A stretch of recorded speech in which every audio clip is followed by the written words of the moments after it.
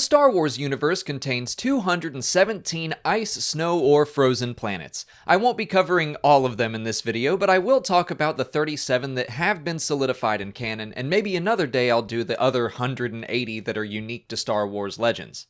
Let's start with the big one, our very first ice world, Hoth.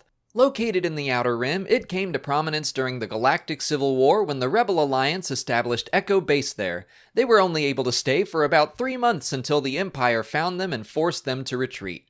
Only a handful of creatures could survive in the negative 60 degrees Celsius temperatures, including wampas, tauntauns, ice scrabblers, raybus, and sapphire ice worms. About a decade after the Clone Wars, Vandor became the site of expansion for the Galactic Empire. Outside of the mountain village Fort Ypso, it was largely unpopulated. It was also home to wampas, who were brought to the planet for hunting enthusiasts. Ilum was a secret world sacred to the Jedi, hidden away in the unknown regions. It was rich in kyber crystals and was therefore the site of a rite of passage for younglings, where they would claim a crystal and construct their first lightsaber. Over 50 years after the destruction of the Jedi Order, Starkiller Base was constructed by the First Order. It was also a snowy planet known to be rich in kyber crystals and was built suspiciously close to Ilum's location in space. The diameter of the superweapon was exactly the same as Ilum's, measuring in at 660 kilometers. It's never been specifically stated, but I do believe the evidence points to Ilum and Starkiller Base being one and the same.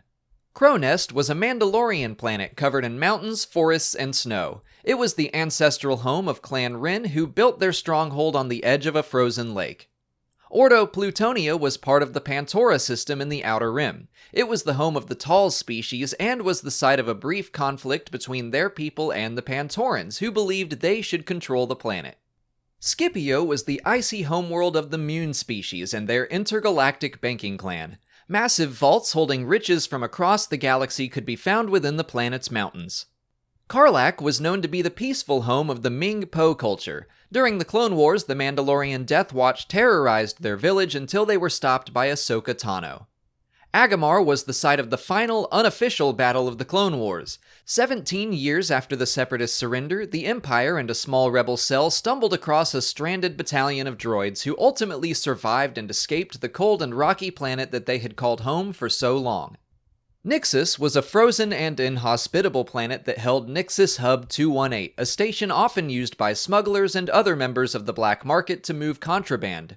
Carnalian IV was a very remote planet covered in toxic snow and the debris of wars fought long ago. Obi-Wan Kenobi and Anakin Skywalker responded to a distress call there and helped broker a peace between the warring native tribes.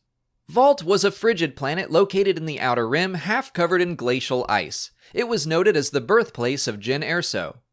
Ren has only appeared in holograms so far, but was mentioned as an ice planet in need of help. The Phoenix Rebel Cell worked to find fuel cells to keep the heaters powered and the people there alive. Ando Prime can be briefly seen in Attack of the Clones on a screen in the back of the Outlander Club, which displays pod racing on a snow-covered world. Bilzen was another planet visited by the members of Phoenix Squadron, which saw Kanan and Ezra continuing to be hunted by the Imperial Inquisitors.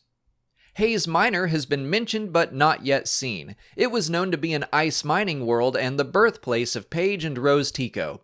Likewise, Fest was the homeworld of Cassian Andor, and the planet was said to be cold and mountainous.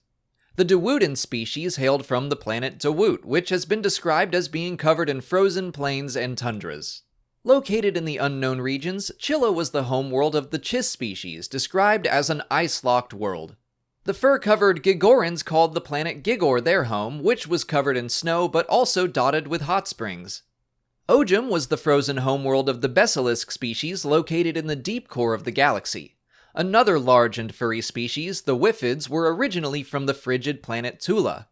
Agaliba Inna was an icy planet mentioned in the book The Legends of Luke Skywalker. I wanted to include Megiddo on this list as well because it's definitely shown to be cold and snowy, but it's hard to know if it can be classified the same way as a planet like Hoth, but I figure it's better safe than sorry. Okay, now we're moving into Legends territory. The following planets have all been mentioned in canon sources, but never fully detailed, so I wanted to include them, but just know that the rest of this video contains Legends information.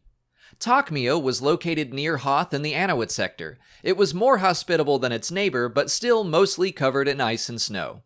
Alzok 3 was mentioned in the book Last Shot. In Legends, it was the homeworld of the Talls instead of Ordo Plutonia, but it was still covered in frozen wastelands.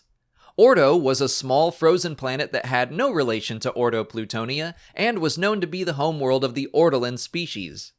Antivi only ever appeared in the video game Dark Forces, and was the site of the second stage of the Dark Trooper project. It was brought into canon by the book Tarkin. Obro Sky was another frozen planet canonized by the same book. It first appeared in Heir to the Empire. Nelvon was once a temperate world covered in rivers and forests until the Techno-Union built a siphon generator on the planet that harvested geothermal energy, sending the climate into an ice age.